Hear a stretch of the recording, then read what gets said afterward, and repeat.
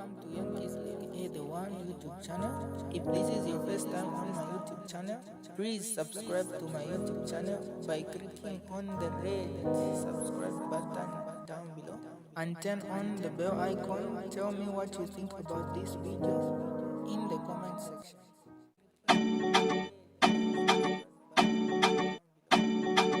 The outgoing ambassador, the U.S. ambassador to Zambia, Michael Gonzalez. It was a heart-wrenching speech that left you wondering where really we are as a country. So I'm going to read a few of, I'm going to get it's quite a long speech, but I'll just pick maybe the few paragraphs and then I'm going to talk about what Gonzalez stated. So let me start. Good evening. For decades, the U.S. relationship with Zambia was once centered around aid. The United States has provided billions of dollars of assistance to Zambia, helping the country reach HIV epidemic control, contributing to a 20-year increase in life expectancy, slashing malaria deaths, and truly impacting the lives of every Zambian alive today. When we paused funding to review our assistance programs last year, so much of Zambia's health system began to crumble almost overnight. Despite over $7 billion of U.S. health assistance since 2000 and the hard work of many Zambians alongside us, that crumbling system revealed that while we thought we were building capacity, successive Zambian governments had not built systems. Too often, Zambian officials and leaders abdicated their responsibilities, letting the United States pay for health care, while officials diverted government funds to their own pockets. Last year, I shed tears before the world when I announced a $50 million cut in U.S. health assistance. After years of pleading, I could no longer stand by while the Zambian government refused to stop or take action to hold people accountable for the systematic and nationwide theft of U.S. provided medicines, while the Zambian citizens for whom those were intended went without. 1 year later, not a single notable person has been arrested since last February. Not a single notable prosecution has even begun. After last year's pause, we resumed almost all of our health assistance, over $400 million, including $75 million in medication. We continue to pay the salaries for over 23,000 health care workers, as we have for decades. Such is the legacy of America's support to the Zambian people. Now, I know there has been alarmist allegations recently, but let me be clear, any suggestion that the United States would withhold critical life-saving healthcare support from the Zambian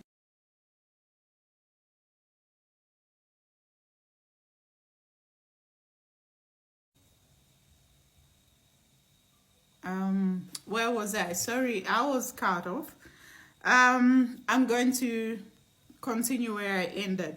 Now, I know there has been alarmist allegations recently, but let me be clear. Any suggestion that the United States would withhold critical life-saving healthcare support from the Zambians whose lives and health depend on it, unless we get critical minerals, is disgusting and patently false. In reality, since October, my government has offered over $2 billion in additional health and economic assistance to Zambia, but we can no longer accept empty promises. The future must look different. The Zambian government must also increase Zambian funding, staffing, and genuine ownership of its systems. This is not to impose our will. It is the only way to know for Zambia to truly own a sustainable healthcare system and to enable robust growth. It's the only way we know to ensure that system serves the people while finally breaking the cycle of foreign aid dependency. Since January, however, like with so many of our other overtures to the Zambian government, we have had effectively zero substantive engagement from Zambian officials to move these efforts forward. Our calls go ignored, questions unanswered, meetings cancelled, leaving us without even opportunities to speak, much less engage in substantive deliberations. Instead of continuing to languish without engagement, the actual funding under our health MOU should have started this month. Instead, we have reached April 30th, still cobbling together funds for mismatched projects without an implementation plan to guide us forward under the Zambian leadership, much less a finalized MOU that guides our strategic approach. Anyway, all in all, the United States outgoing ambassador Michael Gonzalez literally called the sham of the anti-corruption fight by the current regime. If we remember last year, I think I was here on TikTok stating that the US had given this regime an ultimatum to actually catch the big fish that are involved in the actual corruption in this country and stop throwing these small fishes under the bus in creating a perception that they were fighting corruption when in reality there's zero fight for corruption under Hakainde Hichilema's regime. And which is true. I remember because I've literally followed the corruption fight in this country, and it has been all about political opponents. Anybody who is attached or aligned to the UPN, whether it is a minister, whether it is the cadres, they're never arrested for corruption. And which brings me to the issue where all the ministers, the cabinet ministers and other permanent secretaries and whoever else was being investigated under this regime were cleared of their corruption charges. So now, while the US has spoken, they're not going to continue funding thieves or criminals, and they will not sit here anymore idle and watch a mirage or a facade of a corruption fight when in reality there's no corruption fight in Zambia. That's it. The rest, I leave it up to you people to judge where we are headed as a country.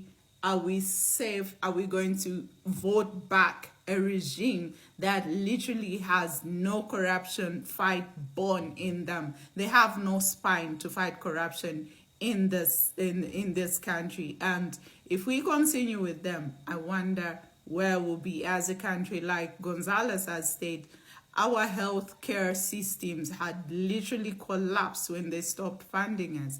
And this is a country that has so much mineral health that they can actually capitalize on and try to run away from donor aid. But it is what it is. Have a good afternoon and enjoy your weekend.